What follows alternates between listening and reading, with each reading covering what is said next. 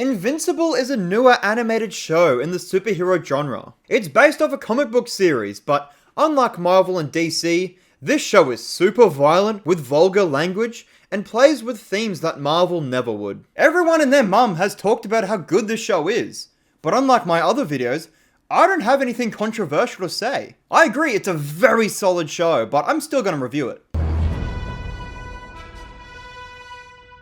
Season 1 of Invincible is Mark's origin story. It has all the usual tropes of a classic origin story, like Mark discovering his powers, becoming a superhero, getting his ass whooped a lot, then finding out his dad wants to conquer the planet and enslave everyone. Spider-Man did that, right? There's a lot of heavy stuff happening in these first 8 episodes, but that's what makes the show stand out. It isn't afraid to show us people getting absolutely torn apart. I'm not going to show you the graphic parts of the show, but trust me, there's a lot of blood and guts. I should probably give some context into what's happening. Mark's dad is a superhero known as Omni-Man, who is an alien from the planet Viltrum. He came to Earth to help people and have sex apparently, because he has a kid named Mark. He gets the same powers as Nolan and the rest of the Viltrumites, which consists of super speed, super strength, endurance, and flight. These are all very basic powers, but they still make Mark and Nolan very powerful compared to other heroes with more flashy powers. This story seems very generic and predictable, but there's an added twist. Nolan is secretly a murderous conqueror who doesn't care for humanity at all. This is revealed at the end of episode 1, as he murders Earth's strongest superhero team. This act is so out of the blue, and completely shifts the show into this fascinating story. A good twist in media is typically revealed near the end of the story, and works best when there's little moments before that makes sense in retrospect. Invincible throws that out the window, and outs Omni-Man right away. And now we watch as he tries to cover his ass. Every scene with Nolan now has this suspense and tension to it, and you're left wondering what his plan is. This makes Nolan the best written character in the show, and now we get so many awesome scenes of him destroying stuff. When everything's out in the open, it becomes a desperate scramble to try and figure out how to stop Nolan. Mark is forced to face him, as Nolan reveals his motives. But he ain't having it, so the two square off. Mark obviously gets his ass beat, which is kind of a running joke in the show, that his name is... but he always loses. What I love about this ending is that Mark never somehow finds the strength to beat Nolan, because he literally can't. Instead, Nolan gets emotionally overwhelmed because he's never loved anyone like Mark, and after realizing what he's done, he flies into space. It is a very powerful scene with fantastic acting from J.K. Simmons and Stephen Yeun. It's got a very emotional core with some iconic lines. That's the main plotline of the season, and it's all fantastic. But there are a few other things happening at the same time which are also enjoyable to watch. Adam Eve trying to find her way around this twisted world, Robot building himself a new body, Titan attempting to get out of a mob boss's control, and Debbie figuring out what Nolan is doing. Actually, I have a problem with that last one. Debbie starts to suspect something is up with her husband after a demon detective plants that seed in her head. Her investigating herself isn't the bad part. It's Damien Darkblood. He's also trying to discover who killed the Guardians of the Globe, and they spend a good amount of time on this. But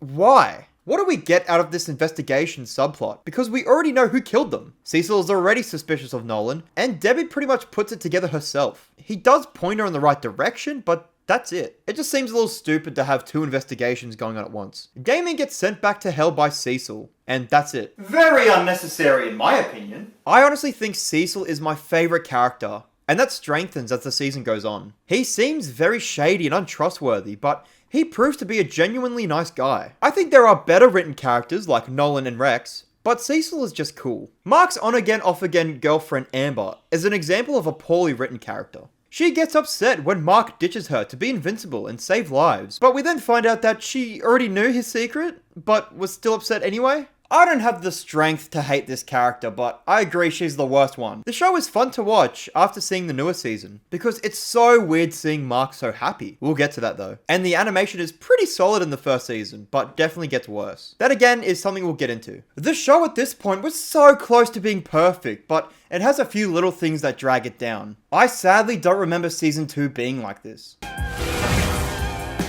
Instead of getting season 2 right away, we need a prequel special about one of the side characters. It sounds like I'm phrasing it as a bad thing, but this special's really good. It's about Adam Eve, who I liked in the first season, but definitely wasn't my favorite. The special helps a lot in making you like Eve, because she's a really good character. We see how she got her powers and ended up living with the worst parents known to man. They made a few appearances in the first season, and we saw how much of an asshole the dad can be. These two suck so much, and practically hate Eve for being not normal. Sad doesn't begin to describe this backstory, because in the span of a day, Eve meets a scientist who gave her powers, is forced to watch her fellow lab rat siblings die, finds out her birth mother is still kind of alive, then both her and the scientist die in front of Eve. This was some heavy stuff. Adding this traumatic backstory really helps build Eve's character, and all things considered, she turned out pretty good by the time of the first season. It's neat to see Mark, Debbie, Nolan, and the other Guardians make it their little cameos,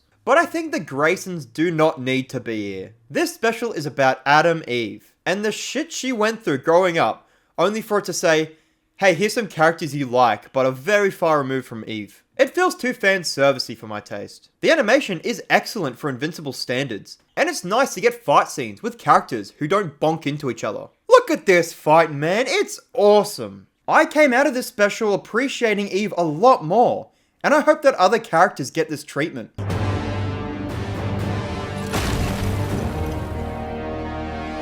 Season 2 shat the bed when it came to its big bad guy. We are introduced to Angstrom Levy, who can create portals to different dimensions. He wants to gain the knowledge of himself from other universes, so he can help the different problems that universe faces. So he creates a machine with the Mauler twins to copy their memories into him, and they tell Angstrom to not take off the helmet. That's important. Mark shows up to stop whatever's happening because it looks like a bomb. In the middle of the procedure, Angstrom tries to save Invincible by taking off the helmet, blowing everyone up and disforming him. He does get all the memories of the 1,000 other hymns, and realizes that other universe Marks are actually evil and have killed billions of people. So what does Angstrom do with this information? He decides to go after our Mark, the one Invincible that's actually a good guy. Now this makes zero sense, and his plan will get even more stupid later on. It's a really shit motivation for a villain to have, and this doesn't even get developed or anything, because he barely shows up in the season itself. How do we go from Nolan, who's a very well-written villain, to Angstrom? And his powers would be interesting if they did anything cool with it, but the multiverse is just being way overdone nowadays, so I just don't care.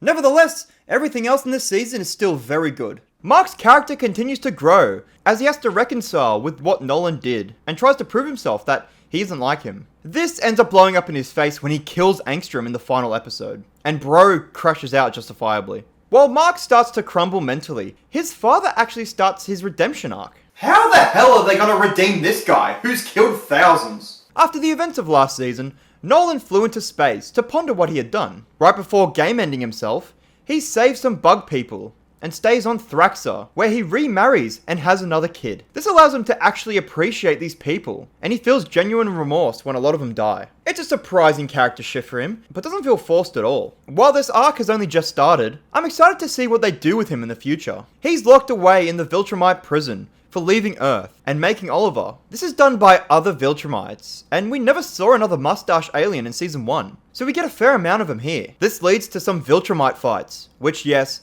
consists of them slamming into each other. It's pretty cool though. The other character plots are continued here, and there are a few more added. Donald, who is Cecil's right-hand man, has a bit of an identity crisis. He died in the first season, but was rebuilt as a cyborg. He's actually died a lot, and struggles to come to terms with this. Debbie has an arc of trying to move on after what her husband did, which is not an easy task. We see her at rock bottom, but she finds some kind of purpose with raising Nolan's other kid. That's not completely weird at all, but whatever works. She's written so well, and this is the definition of a strong female character. There are so many other great plots happening, like Rex becoming not a dick after getting a bullet to the brain, but that's only just getting started. There is one I want to talk about though. Alan the Alien is my second favorite character. He was in season 1 for like one scene, but he gets a lot more screen time and he's just awesome. Seth Rogen's chill voice fits him so perfectly, and Bro is capable of taking on Viltrumites after almost dying to some. While there are some excellent stories, I hate how much time was devoted to Amber and Mark's failing relationships and his struggles in college. These are both super generic superhero tropes, and I just wish we got through them a little quicker to make room for some more time with other concepts. This is still some fantastic television.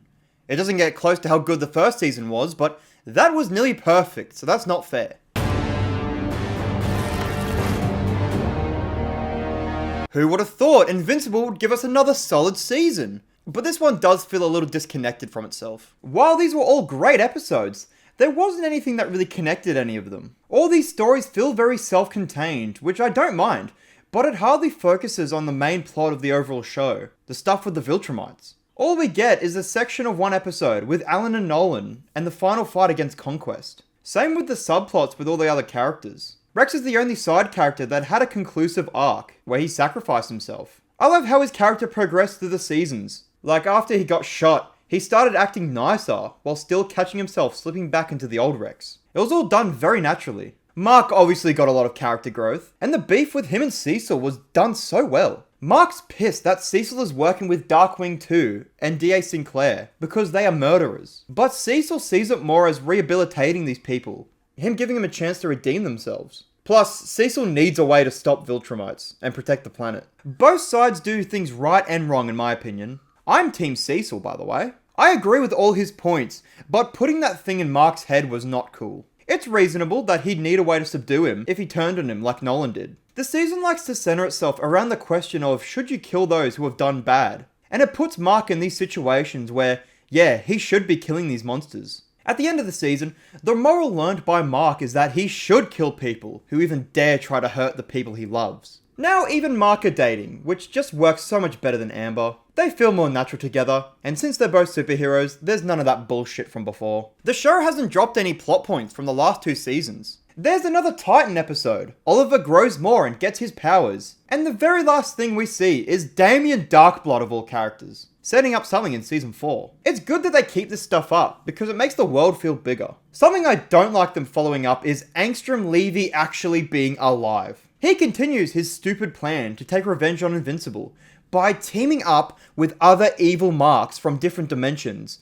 but especially one that killed his son in another universe. He definitely remembers this because we saw it in season 2 when he was flashing back through all these memories. Go kill him instead! He's not even like the main season villain, because he's barely in it. He shows up in 2 little scenes, then in the second last episode. Speaking of episode 7, they used the multiverse idea well in the Invincible War. This is an awesome idea, and it made for a great episode. Same goes for the season final. The fight with Conquest is so brutal and hard to watch at times, and really delivered on all accounts. Conquest is somehow a better villain than Angstrom, and we've had Angstrom for 2 seasons. They definitely saved their budget for this one, because I think it had the best animation in the whole show. Don't come at me. The animation as a whole wasn't bad, 100% mid, but not bad at all. That's really all I have to say about the season. It's just a good season with a few shit things in it. The show continues to amaze me, and I need a special about Rex now. Yeah, Invincible is definitely the best superhero animated show.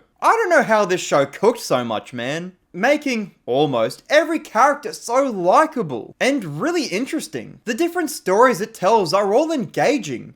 And while the animation may drop in quality every now and again, you bet your ass that when the important stuff happens, it's gonna be top tier. Now time to hibernate until the next season comes out.